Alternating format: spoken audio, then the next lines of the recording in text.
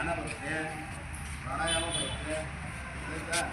ಅದರಲ್ಲೂ ವಿಶೇಷವಾಗಿ ಪ್ರಾಣಾಯಾಮ ಮಾಡೋದ್ರಿಂದ ಏನು ಸಿಗುತ್ತೆ ನಮಗೆ? ಮನಸ್ಸಿನ ಏಕಾಗ್ರತೆ ಸಿಗುತ್ತೆ, ಆಮೇಲೆ ಜ್ಞಾಪಕ ಶಕ್ತಿ ಜಾಸ್ತಿ ಆಗುತ್ತೆ. ದೇಹದಲ್ಲಿರ್ತಕ್ಕಂಥ ಅನೇಕ ಕಾಯಿಲೆಗಳು ಏನಾಗ್ತವೆ? ವಾಸಿ ಆಗ್ತವೆ.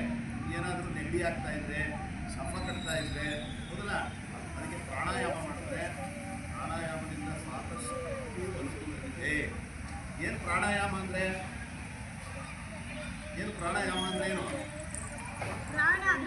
ಪ್ರಾಣಾಯಾಮ, ಪ್ರಾಣಾಯಾನ. ಪ್ರಾಣ ಅಂದರೆ ಏನು? ಉಸಿರು. ಗೊತ್ತಾಯ್ತಾ? ಗಾಳಿಯನ್ನು ತಗೊಂಡು ಮತ್ತೆ ಗಾಳಿಯನ್ನು ಹೊರಗಡೆ ಬಿಡ್ತಕ್ಕಂಥ. ಗೊತ್ತಾಯ್ತಾ? ಗಾಳಿಯನ್ನು ಒಳಗೆ ತಗೊಳ್ಳೋದಕ್ಕೆ ಏನಂತ ಕರಿತೀವಿ ನಾವು? ಒಳಗೆ ತಗೊಳ್ಳೋದಕ್ಕೆ ಏನಂತ ಕರಿತೀವಿ? ಸೈನ್ಸಲ್ಲಿ ಏನಂತೀವಿ ನಾವು? ಉಚ್ಛ್ವಾಸ ಅಂತೀವಿ. ಯೋಗದಲ್ಲಿ ಪೂರಕ ಅಂತ ಕರಿತೀವಿ. ಏನಂತ ಕರಿತೀವಿ? ಪೂರಕ. ಗಾಳಿಯನ್ನು ತಗೊಳ್ಳೋದು ಪೂರಕ. ಪೂರಕ ಆದಮೇಲೆ ಏನು ಮಾಡಬೇಕು? ತಗೊಂಡು ಗಾಳಿಯನ್ನು ಹೊಟ್ಟೆ ಒಳಗಡೆ ಒಂದು ಸ್ವಲ್ಪ ಹಾಗೆ ಹಿಡಿದಿಟ್ಕೋಬೇಕು. ಅದನ್ನು ಕುಂಭಕ ಅಂತ ಕರಿತೀವಿ. ಏನಂತ ಕರಿತೀವಿ? ಕುಂಭಕ. ಪೂರಕ, ಕುಂಭಕ. ಮತ್ತೆ ಗಾಳಿ ತಗೊಂಡ್ಮೇಲೆ ಏನು ಮಾಡಬೇಕು? ನಾವು ಅದನ್ನು ಬಿಡಬೇಕು, ನಿಶ್ವಾಸ. ಹೌದಲ್ವಾ? ಅದಕ್ಕೆ ಧ್ಯಾನದಲ್ಲಿ ಏನಂತ ಕರಿತೀವಿ? ರೇಚಕ ಅಂತ ಕರಿತೀವಿ. ಏನಂತ ಕರಿತೀವಿ? ಪೂರಕ, ಕುಂಭಕ, ರೇಚಕ. ಕುಂಭಕ ಮೀನ್ಸ್ ಏನು? ಗಾಳಿಯನ್ನು ಸ್ವಲ್ಪ ಹೊತ್ತು ಹಿಡಿದಿಟ್ಕೋಬೇಕು, ಹೊಟ್ಟೆ ಒಳಗಡೆ ಹಿಡಿದಿಟ್ಕೋಬೇಕು, ಮತ್ತೆ ಅದನ್ನು ಹೊರಗಡೆ ಬಿಡಬೇಕು. ಗೊತ್ತಾಯ್ತಾ? ಪೂರಕ, ಕುಂಭಕ, ರೇಚಕ. ಇದನ್ನು ಮಾಡೋದ್ರಿಂದ ಏನಪ್ಪ ಅಂದರೆ ದೇಹಕ್ಕೆ ಏನು ಸಿಗುತ್ತೆ? ಏಕಾಗ್ರತೆ ಸಿಗುತ್ತೆ. ಗೊತ್ತಾಯ್ತಾ? ಕೆಲವರೆಲ್ಲ ಹೇಳ್ತಾ ಇರ್ತಾರೆ ಮನಸ್ಸಿಗೆ ಶಾಂತಿ ಇಲ್ಲ, ಹೌದಲ್ಲ, ನೆಮ್ಮದಿ ಇಲ್ಲ, ಹೌದಲ್ಲ. ಯಾಕಾಗುತ್ತೆ ಅಂದರೆ ನಾವು ನಮ್ಮ ದೇಹದ ಅಂಗಾಂಗಗಳನ್ನು ನಮ್ಮ ಹಿಡಿತದಲ್ಲಿ ಇಟ್ಕೋಬೇಕು. ಹಿಡಿತದಲ್ಲಿ ಇಟ್ಕೊಳ್ಳೋದು ಅಂದರೆ ಹೇಗೆ? ಸುಮ್ಮನೆ ಬರೋದಾಗುತ್ತೆ. ಅದಕ್ಕೆ ಏನು ಮಾಡಬೇಕು? ಈಗ ಎಲ್ಲ ಋಷಿಮುನಿಗಳು ನೋಡಿದ್ದೀರಲ್ವಾ? 10 ವರ್ಷ, 15 ವರ್ಷ, 20 ವರ್ಷ ತಪಸ್ಸು ಮಾಡಿದ್ರು ಏಕಾಗ್ರತೆಯಿಂದ ಕೂತ್ಕೊಂಡು. ಈ ಉದಾಹರಣೆಗೆ ನಾವು ಕಗ್ಗೆರೆ ಗೊತ್ತಲ್ವಾ ನಿಮಗೆಲ್ಲ? ಕಗ್ಗೆರೆನಲ್ಲಿ ಸಿದ್ಧಲಿಂಗೇಶ್ವರ ಮಹಾಸ್ವಾಮಿಗಳು ತಪಸ್ಸು ಮಾಡ್ತಾರೆ. ಅವರು ಯಾವ ರೀತಿ ತಪಸ್ಸು ಮಾಡ್ತಿದ್ರು ಅಂದರೆ ಅವ್ರ ಮೈ ಮೇಲೆ ಉತ್ತರೆ ಬೆಳ್ಕೊಂಡ್ಬಿಡುತ್ತೆ ನೋಡಿ. ಅಷ್ಟು ಏಕಾಗ್ರತೆಯಿಂದ ತಪಸ್ಸನ್ನು ಮಾಡ್ತಾ ಇದ್ರು. ಅನ್ನೋ ಆಹಾರಗಳನ್ನು ಆಯಿತಾ? ಇಂತಹ ಮಹಾನ್ ಶಕ್ತಿ ಯಾವುದಕ್ಕಿದೆ? ಯಾವುದಕ್ಕಿದೆ? ಯೋಗಕ್ಕಿದೆ. ಆಯಿತಾ? ನೀವೆಲ್ಲ ನೋಡ್ತಾ ಇರ್ತೀರ ಟಿ ವಿನಲ್ಲಿ. ಬೆಳಿಗ್ಗೆ ಟಿ ವಿ ಹಾಕಿ ಬೆಳಿಗ್ಗೆ 6 ಗಂಟೆಯಿಂದ 7 ಗಂಟೆವರೆಗೂ ಬರೀ ಎಲ್ಲ ಯೋಗ ತರಗತಿಗಳೇ ಬರ್ತಾ ಇರ್ತಾರೆ. ವೇದ ವಾಚಿಗಳು, ಆಯಿತಾ? ಇವೆಲ್ಲವೂ ಸಹ ಯೋಗವನ್ನು ಹೇಳ್ಕೊಡ್ತಾರೆ. ಅದರಲ್ಲಿ ಭಾಳ ಮುಖ್ಯವಾಗಿರ್ತಕ್ಕಂಥ ಯೋಗ ಯಾವುದು? ಪ್ರಾಣಾಯಾಮ. ಅದಾದಮೇಲೆ ಆಸನಗಳಲ್ಲಿ. ಆಸನ ಮೀನ್ಸ್ ಏನು? ಭಂಗಿಯಿಂದ. ಹೌದಲ್ಲ? ವಿವಿಧ ಪ್ರಾಣಿಗಳೆಲ್ಲ ನೋಡಿದಿರಲ್ವ ನಾವು? ಪ್ರಾಣಿಗಳು ಒಂದೊಂದು ರೀತಿ ಭಂಗಿ ಇರ್ತವೆ. ಆಯಿತಾ? ಆ ಪ್ರಾಣಿಗಳ ಭಂಗಿಯನ್ನೇ ನಾವು ಏನು ಮಾಡ್ತೀವಿ? ಆಸನದ ರೂಪದಲ್ಲಿ ಮಾಡ್ತೀವಿ. ಗಂಡುಗಳಿಗೆ ಆಸನ ಅಂದರೆ ಆವಿನ ರೀತಿ. ಶ್ವಾನ, ಇದಕ್ಕೆ ಇನ್ನೊಂದು ಯಾವುದು? ಮಕರಾಸನ. ಆಯಿತಾ? ಪದ್ಮಾಸನ. ಗೊತ್ತಾಯ್ತಾ? ಕೆಲವು ಪ್ರಾಣಿಗಳು ನಾಯಿ ಕೂತ್ಕೊಂತ ನೋಡಿದ್ದೀರಾ? ಕೂತ್ಕೊಳ್ಳೋದು ನೋಡಿದ್ದೀರಾ? ಆಮೇಲೆ ಕುದುರೆ, ಅದು ಯಾವಾಗಲೂ ಕೂತ್ಕೊಳ್ಳೋದು ನೋಡಿದ್ದೀರಾ? ಕುದುರೆ ಇಲ್ಲ, ಅದು ಯಾವಾಗಲೂ ನಿಂತೇ ಇರುತ್ತೆ. ಹೌದಲ್ಲ? ಹೀಗೆ ಪ್ರಾಣಿಗಳ ಮಕರಾಸನ, ಪದ್ಮಾಸನ ಬರ್ತವೆ. ಸುಮಾರು 12 ಆಸನಗಳು ಬರ್ತವೆ. ಅದರಲ್ಲಿ ಬಹಳ ಮುಖ್ಯವಾಗಿರ್ತಕ್ಕಂಥದ್ದು ಅವೆಲ್ಲವನ್ನೂ ಸೇರಿ ಒಂದು ಆಸನ ಇದೆ. ಅದನ್ನು ನಾವು ಸೂರ್ಯ ನಮಸ್ಕಾರ ಅಂತ ಕರಿತೀವಿ. ಏನಂತ ಕರಿತೀವಿ? ಒಮ್ಮೆ ದಿನಕ್ಕೆ ಪ್ರತಿನಿತ್ಯ ಒಂದು 10 ಸಾರಿ ಸೂರ್ಯ ನಮಸ್ಕಾರ ಮಾಡಿದ್ರೆ ನಿಮ್ಮ ದೇಹ ಏನಾಗುತ್ತೆ? ವಜ್ರದಂತೆ ಗಟ್ಟಿಯಾಗುತ್ತೆ. ನಿಮ್ಮ ದೇಹ ವಜ್ರದಂತೆ ಗಟ್ಟಿಯಾಗುತ್ತೆ. ಗೊತ್ತಾಯ್ತಾ? ಅದಕ್ಕೋಸ್ಕರ ಸೂರ್ಯ ನಮಸ್ಕಾರ. ಮೇಡಮ್ ಬರುತ್ತಾ ಸೂರ್ಯ ನಮಸ್ಕಾರ? ಈಗ ಮೇಡಮ್ ಮಾಡಿಸ್ತಾರೆ ಸೂರ್ಯ ನಮಸ್ಕಾರ ಹೇಗೆ ಮಾಡಬೇಕು ಅಂತ. ಗೊತ್ತಾಯ್ತಾ? ನಾವು ಯಾವಾಗಲೂ ಅಷ್ಟೇ ಯಾವುದೇ ಒಂದು ಕೆಲಸವನ್ನು ಮಾಡಬೇಕಾದ್ರೆ ಧ್ಯಾನ ಫಸ್ಟ್ ಏನು ಮಾಡಬೇಕು? ನಮ್ಮ ಮನಸ್ಸನ್ನು ಏಕಾಗ್ರತೆಗೆ ತಂದುಕೊಳ್ಳೋದಕ್ಕೋಸ್ಕರ ನಾವು ಧ್ಯಾನವನ್ನು ಮಾಡಬೇಕು. ಧ್ಯಾನದ ಮೂಲಕ ನಾವೇನು ಮಾಡಬೇಕು? ಆಸನಗಳನ್ನು ಪ್ರಾರಂಭ ಮಾಡಬೇಕು. ಆಸನ ಆದ ನಂತರ ಪ್ರಾಣಾಯಾಮವನ್ನು ಮಾಡಬೇಕು. ಆಯಿತಾ? ಪ್ರಾಣಾಯಾಮದಲ್ಲಿ ಉಸಿರನ್ನು ತಗೊಳ್ಳೋದು, ಅದರಲ್ಲಿ ಭ್ರಾಮರಿ ಪ್ರಾಣಾಯಾಮ ಇದೆ. ಗೊತ್ತಾಯ್ತಾ? ನಿಮಗೆಲ್ಲ ಈ ಕೆಲವರು ಸೈನಸ್ಸು ಮೂಗಲ್ಲಿ ಸುರಿತಾ ಇರುತ್ತೆ, ಹೌದಲ್ವಾ? ಅದಕ್ಕೆ ಪ್ರಾಣಾಯಾಮ ಮಾಡೋದ್ರಿಂದ ಭಾಳ ಬೇಗ ರಿಲೀಫ್ ಸಿಗುತ್ತೆ. ಈ ಮಾತ್ರೆ ಇಂಜೆಕ್ಷನ್ ತಗೋಬೇಕು, ಮಾಡಿದ್ರೆ ಹೌದಲ್ಲ? ಇದೆಲ್ಲ ನಿವಾರಣೆ ಆಗುತ್ತೆ. ಗೊತ್ತಾಯ್ತಾ? ಆಮೇಲೆ ಮನಸ್ಸು ಏಕಾಗ್ರತೆಯನ್ನು ಪಡ್ಕೊಳ್ಳುತ್ತೆ. ಆಮೇಲೆ ನಿಮ್ಮ ಜ್ಞಾಪಕ ಶಕ್ತಿ ಜಾಸ್ತಿ ಆಗುತ್ತೆ.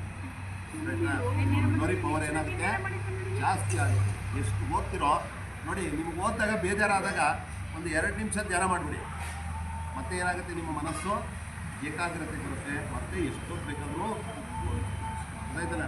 ಹಾಗಾಗಿ ವಿಶ್ವ ಅಂತಾರಾಷ್ಟ್ರೀಯ ಯೋಗ ದಿನಾಚರಣೆ, ಯೋಗದ ಪಿತಾಮಹ ಯಾರು? ಯೋಗದ ಪಿತಾಮಹ ಯಾರು?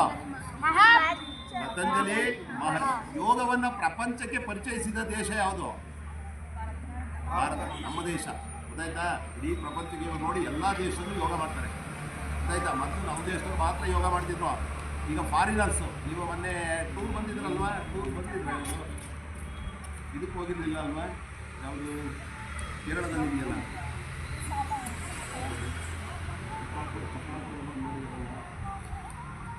ಕೇರಳದಲ್ಲಿ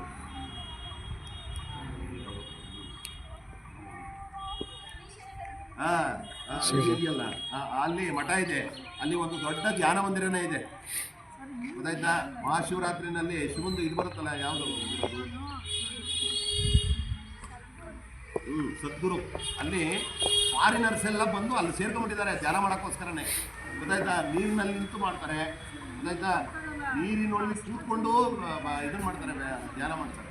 ಅಷ್ಟು ನಿಶಬ್ದವಾಗಿ ಮನಸ್ಸನ್ನು ಏಕಾಗ್ರತೆಗೊಳಿಸ್ಕೊಂಡು ಏನು ಮಾಡ್ತಾರೆ, ಧ್ಯಾನ ಮಾಡ್ತಾರೆ. ನೋಡಿ, ಬೇರೆಯವರೆಲ್ಲ ಅನುಸರಿಸ್ತಾ ಇದ್ದಾರೆ, ನಮ್ಮ ದೇಶ ನಾವೇನು ಅದನ್ನು ಬಿಟ್ಕೊಡ್ತಾ ಇದ್ದೀವಿ ಬೇರೆಯವರು. ಅದಕ್ಕೋಸ್ಕರ ನೀವೆಲ್ಲರೂ ಅಷ್ಟೇ ಮನೆಯಲ್ಲಿ ಪ್ರತಿನಿತ್ಯ ಧ್ಯಾನ ಮಾಡಿ, ಬೆಳಿಗ್ಗೆ ಎದ್ದ ತಕ್ಷಣ ಧ್ಯಾನ ಮಾಡಿ, ಸೂರ್ಯ ನಮಸ್ಕಾರ ಹೇಳ್ಕೊಡ್ತಾರೆ. ಆ ಸೂರ್ಯ ನಮಸ್ಕಾರವನ್ನು ಪ್ರಾಕ್ಟೀಸ್ ಮಾಡಿ, ಗೊತ್ತಾಯ್ತಾ? ಅದು ಮಾಡೋದ್ರಿಂದ ದೇಹ ಗಟ್ಟಿಯಾಗುತ್ತೆ. ಪ್ರಾಣಾಯಾಮ ಮಾಡೋದ್ರಿಂದ ಮನಸ್ಸು ಏಕಾಗ್ರತೆಯನ್ನು ಪಡ್ಕೊಳ್ಬೇಕು, ಗೊತ್ತಾಯ್ತಾ? ಇದರ ಪ್ರಯೋಜನವನ್ನು ನಾವು ನೀವೆಲ್ಲರೂ ಸಹ ಪಡ್ಕೊಬೇಕು. ಬೆಳಗಿನ ಜಾವ ಮಾಡಬೇಕು. ಬೆಳಿಗ್ಗೆ 6 ಗಂಟೆಯಿಂದ 7 ಗಂಟೆ ಒಳಗಡೆ ನಮ್ಮ ಧ್ಯಾನ ಕಾರ್ಯಕ್ರಮಗಳು, ಯೋಗಾಸನ ಕಾರ್ಯಕ್ರಮಗಳು ಎಲ್ಲವನ್ನು ಸಹ ಮುಗಿಸ್ಬೇಕು. ಏನಾದರೂ ಹೇಳೋದಿದೆಯಾ ಸರ್?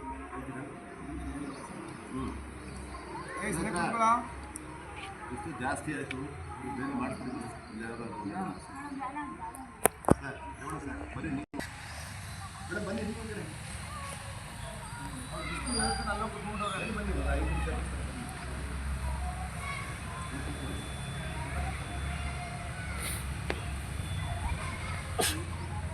ನೀವು ಕ್ಲಾಸಿಗೆ ಬಂದಾಗಲೂ ಅಷ್ಟೇ, ಯಾವಾಗಲೂ ಅಷ್ಟೇ, ಕ್ಲಾಸಿಗೆ ಬಂದಾಗ ಒಂದು 5 ನಿಮಿಷ ಇತ್ತು, ಒಂದು 2 ನಿಮಿಷ ಗಲಾಟೆ ಮಾಡೋದು ಬಿಟ್ಟು ಅಲ್ಲೇ ಕೂತಿದ್ದೇವೆ. ಎಲ್ಲಿ ಕೂತಿದ್ರು ಅಲ್ಲೇ ಕಲ್ಮತ್ತಿ ನಿಮ್ಮ ಇತ್ತಲೇ ಒಂದು ಜಾಸ್ತಿ ಒಂದು 2 ನಿಮಿಷ ಧ್ಯಾನ ಮಾಡಬೇಕು ಪ್ರತಿದಿನ. ಕ್ಲಾಸಲ್ಲಿ ಮನೆಯಿಂದ ಮನೆಗೆ ಹಾಕ್ಕೊಂಡು ಕ್ಲಾಸಲ್ಲಿ ತಕ್ಷಣ ಒಂದು 2 ನಿಮಿಷ ಧ್ಯಾನ ಮಾಡಬೇಕು. ನಿಶಬ್ದ. ನಿಮ್ಮ ಬೆನ್ನು, ಕತ್ತು, ಶಿರ ಒಂದೇ ಸರಳ ರೇಖೆಯಲ್ಲಿರಲಿ. ನಿಮ್ಮ ದೃಷ್ಟಿ ನೇರವಾಗಿರಲಿ. ಪದ್ಮಾಸನ ಅಥವಾ ವಜ್ರಾಸನ. ಸುಖಾಸನದಲ್ಲಿ ಕುಳಿತುಕೊಳ್ಳಿ. ಚಿನ್ಮುದ್ರೆಯನ್ನು ಹಾಕಿ ನಿಮ್ಮ ಹೆಬ್ಬೆರಳು ಮತ್ತು ತೋರು ಬೆರಳು ಎರಡನ್ನೂ ಸೇರಿಸಿ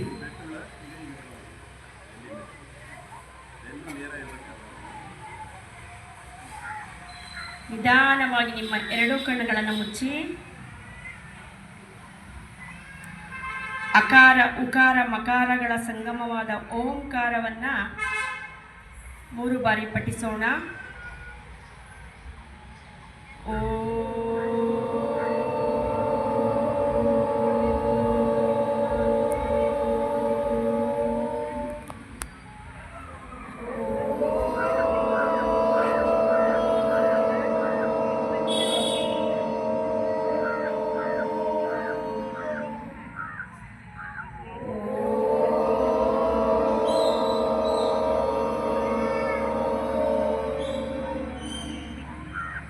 Asato ma Sadgamaya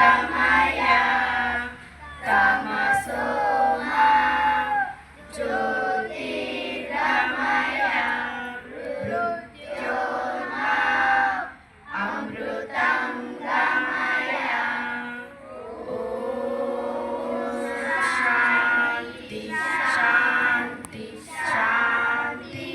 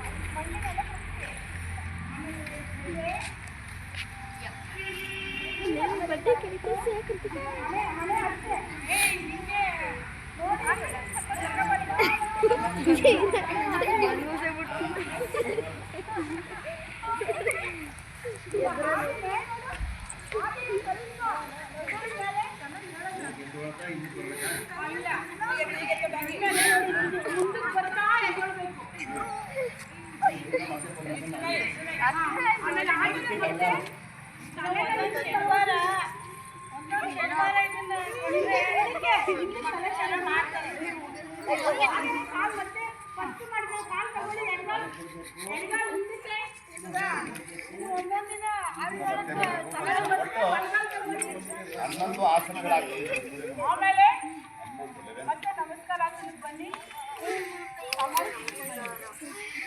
ಅಷ್ಟೇ ಸೂರ್ಯ ನಮಸ್ಕಾರ 12 ಆಸನ ಇದೆ. 10 ಕೈ ಮಾಡಬೇಕು, ಮಾತ್ರ ಮಾಡಬೇಕು. ಶನಿವಾರ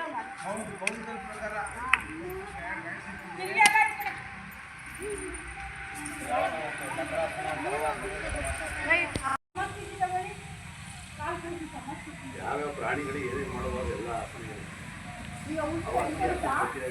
ವ್ಯಾಘ್ರಾಸನ ಬರುತ್ತೆ, ಪ್ರಾಣಾಯಾಮದಲ್ಲಿ ಸ್ಥಾನ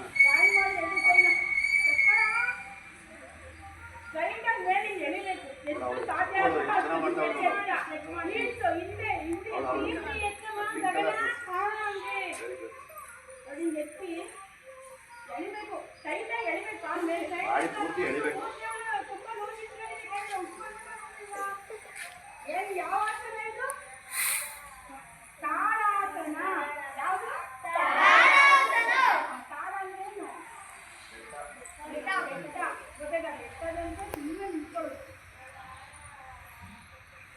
ಹಾಗೆ ನಿಧಾನವಾಗಿ ಬಿಟ್ಟು ಬಿಡ್ತಾ ಕೆಳಗಡೆ ತಗೊಳ್ಳಿ ಕೈ.